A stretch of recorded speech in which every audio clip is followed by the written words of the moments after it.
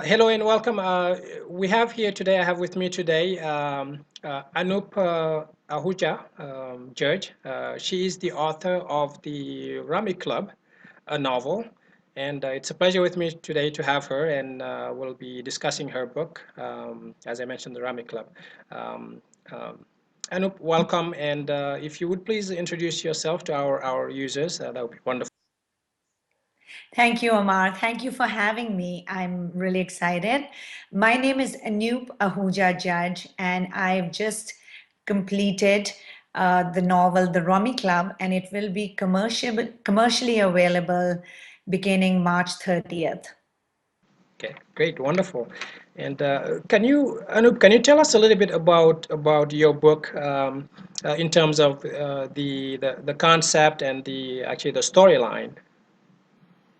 Yes, Omar, it's a question I've been asked many times. And it's interesting that when I came here to the US, I came here because of marriage. I met my husband in India, not an arranged marriage, Okay. but we met, yes, it's important to throw that in because of the popular misconception that everybody has that all Indians get marriage via arranged marriage. In fact, a character in my novel does that, or more than one. But in any case, when I came here and began to assimilate into the Indian American culture, I always wanted to write a book about the women I found here, other Indian American women like me, and how I found that they were not any different from Caucasian women or any other women. They faced the same struggles largely. They faced, the same pain and hardship with their kids growing up. And that was something that's always been dear to my heart. And I finally had the time to pen my thoughts down. And it's made this novel, The Rummy Club. And I'm so excited because I've got some really wonderful reviews, and they're on the Facebook page, which is The Rummy Club. And it seems that a lot of non-Indians are connecting with me, and that's what I always hoped for. Okay, that's wonderful. Yes, I did see that you had some excellent reviews, especially on the forward reviews, Yes. and you mentioned some of your characters, and we're actually gonna get to that in a second because I won't spoil the surprise, but as far as the Rummy is a card game, is that correct? Yes, Right, that's okay. right. Right, okay. And what made you choose that particular title and instead of Four Friends or something like that? What drew you to that particular title? Okay, so I needed a hinge for my characters so that they would know each other very well, because this is a snapshot in the lives of four women who actually met while going to boarding high school in India. And they reconnected in the San Francisco Bay Area due to circumstance, marriage, and they used to play rummy when they were in high school. And I have to tell you, that happens all the time. In the 80s, when I was growing up in India, I knew how to play rummy. There is Indianized rummy. It's not exactly like gin and rummy, but it is somewhat similar. So everybody knows the world over that it's a card game. And it's a very popular card game in India. And so these four girls used to play rummy, much like I and my friends back home used to do it. And now that they've reconnected in the Bay Area, they decide to start a weekly rummy club, they call it. And that's why they know each other so well, because they're meeting weekly and they're sharing snippets of their lives. Their lives are intertwined, their kids are growing up together. So I know this because of my culture here in America. It's very popular to have, maybe not weekly, because nobody has that much time to spare, but monthly card games. And I'm part of one, I belong to one. And so I thought this would be a good context for for the reader to know, to understand and know how the characters know each other so well. You do an excellent job at using details that highlight the some of the dichotomy in the difference in culture between the American culture and the and Indian culture. And was that a conscious choice from your end? It was conscious in the sense that what I'm finding in my 23 years of life here, what I find in the bigger picture, we are all the same. It's a small, small world after all. But the smaller nuances that are common to, you might have an Indian American neighbor and you may not know that there is so much of their culture that still pervades their life, even though we are so many miles removed from our country of origin. Yet our food, our cultural habits are still so much the same.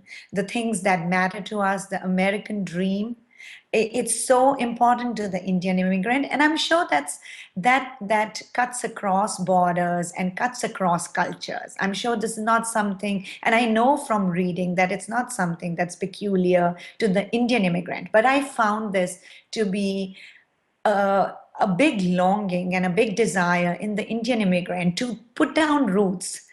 They had to own a home here. And that is what one of my characters, in fact, who is written in present tense and who's written in the first person, she's struggling with this. And that's where the crux of the novel is.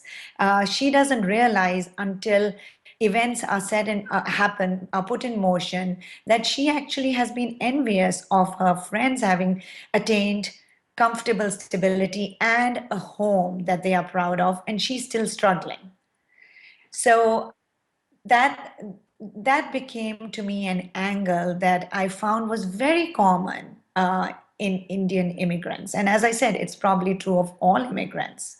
But that desire to be recognized among your non-Indian peers begins with, or at least a major part of it is having your own home, owning your own home, a part of the American slice, a slice of the American pie, rather. Yeah. And how is the book being having a representation in India, and how is it being perceived? How is it being seen by those who have read it? That's such a good question. One of the reasons I have self published this book under my own label is because I was warned that I would lose, that India doesn't adhere to copyright laws, and I would lose the copyright, the ISBN number. And it's been a dream to take it to India. India, I'm reminded of a Time magazine article where the cover had a young girl in a Bharatnatyam dance, which is a very classical Indian form of dance, and the caption was, "The world is becoming smaller." And it's so true. And India wants to, Indian women in that 1 billion population, the ones who are reading and who are upscale or upper middle class, want to know more of the lives of Indian American women settled here. Indian American citizens and their children. That's a big factor. That's a whole world that they are curious about. So I definitely want to take it to India once I have launched it here, where the production and the distribution is already in place here. I do plan to take it to India and make it available there. The sky is the limit. I met a man in his 40s at a recent family wedding, and he heads up Reliance Entertainment Group's film group, the film's distribution center. And I was just, because we were together, all of us, his wife, my husband, and I, and at the wedding we were placed with strangers. Just to break the ice, we began telling each other what we do. At that time the novel was not completed, but at the end of the wedding he gave me a business card and he told me that Reliance is very interested in these crossover projects, and to please look him up when I'm done, to look him and his wife up, because they are wanting to move into overseas market, and they have very successfully. So this is an area of interest that they find. The lives of Indian Americans abroad is a big is is of big interest to Indian movie makers, Indian production houses. So I'm not saying that anything could come of it, but the sky is the limit. So yes, to answer your question, I am very excited to take it. That is definitely an avenue I'm going to pursue. And I'm overwhelmed by the genuine response I've got from Indian American beta readers here. My friends, I mean, in veiled, or you could say backhanded compliments said to me that they had no idea I was so talented after they finished reading the book. Yeah, I didn't know what to make of it, but I accept it as a compliment. And right. they have loved it because to them it really resounds a note in their own lives. Right, right. And I think you mentioned, self-publishing the book, making that choice. And in your case, did you find it easier to self-publish as opposed to, going to a traditional publisher? Um, yes, I did. And no, I didn't.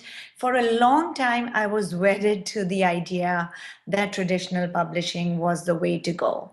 And after I abandoned the idea after several attempts with several agents, some of whom were very, very encouraging and wanted the novel, but for one reason or the other, we couldn't come to an understanding, a meeting of the minds, whether it was the pricing or whatever it was.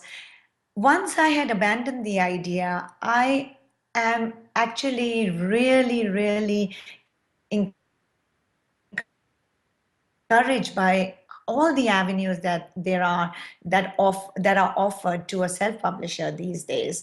The marketing is in your hand, the distribution, and you can do as much or as little as you want. But the fear of not losing your ISBN number is one of the biggest attractions.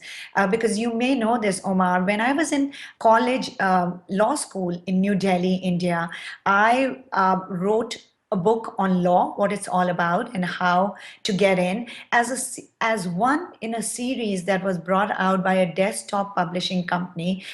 These were two gentlemen who had worked in desktop publishing in the US, went back to India, started their own company, and found that there were no dummy style books on the various career options available to college and high school graduates. At that time, India, this was in the late 80s, 1990 was when it was published, and India was just pulsating with new ideas, new collaborations, new jobs and careers available.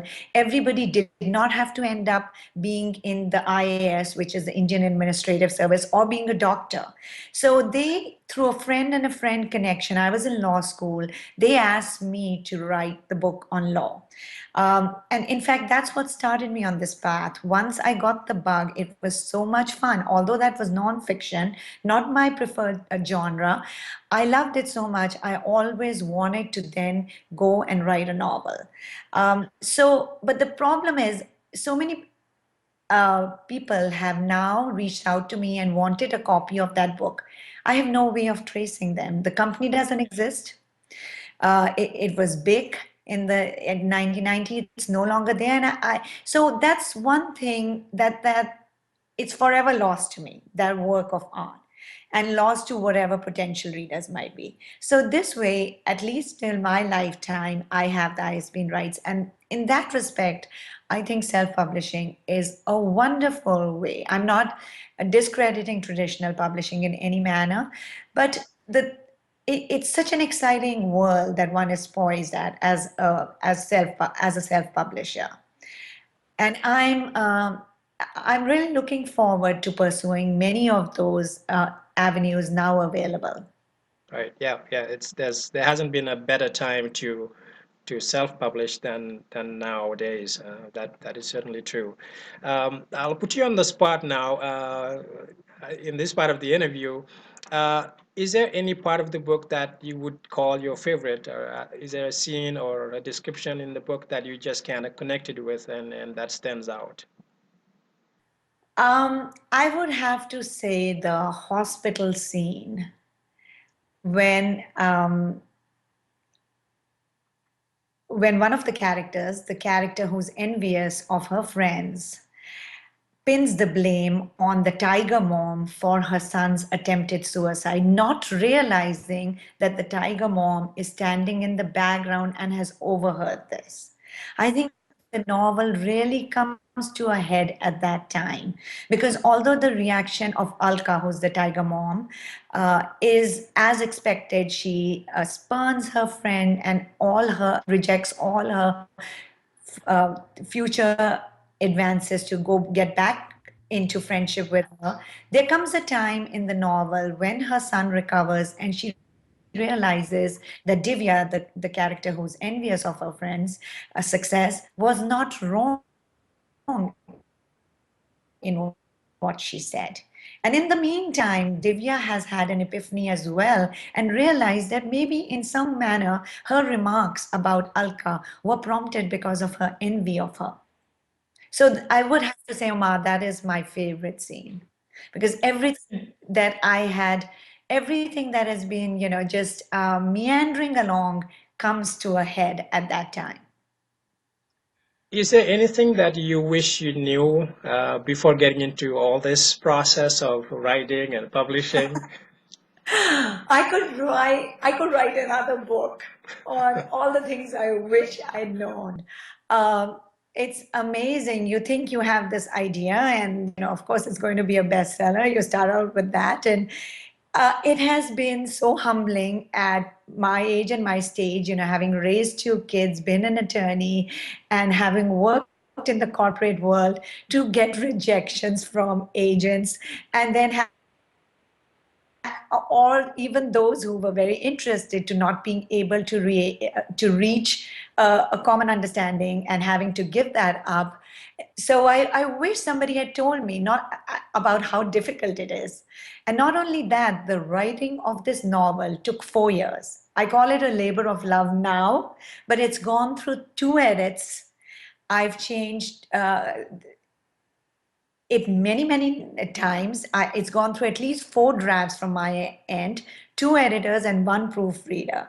And only now am I satisfied that it has my best work. But you know how they say, anytime an author picks up their own work, they could always find something they would want to change in it.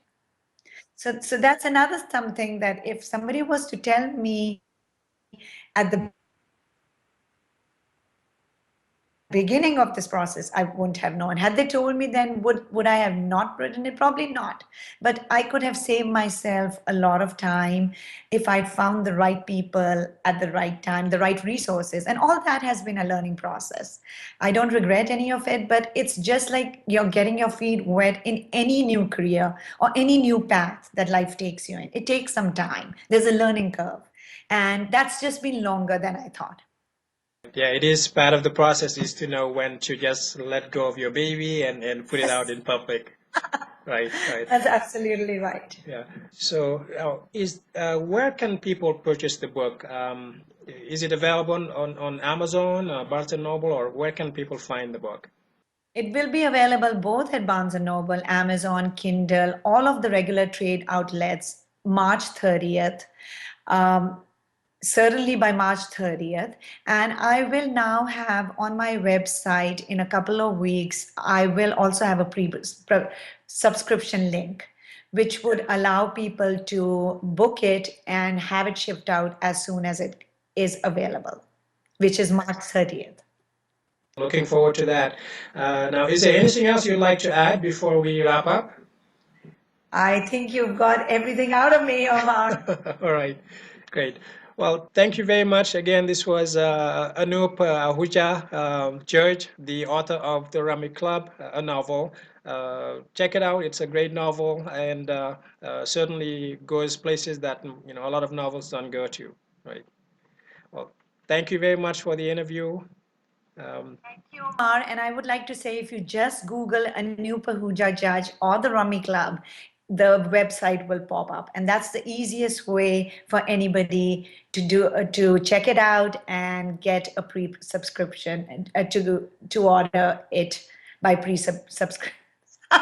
Excuse me, pre-subscription. Yeah, I'll put a link on the interview so people can check Oh, out your wonderful. website, and that'll make it certainly easier. Right. Okay. Wonderful. Yes. Great. Great. Well, this concludes the interview, and we'll certainly stay in touch. Right. Well, thank you very much. Thank you, Omar. Yes, and absolutely. I hope to interview you one of these days on my blog. Yeah, that would be nice. Right. Yes, absolutely. Great.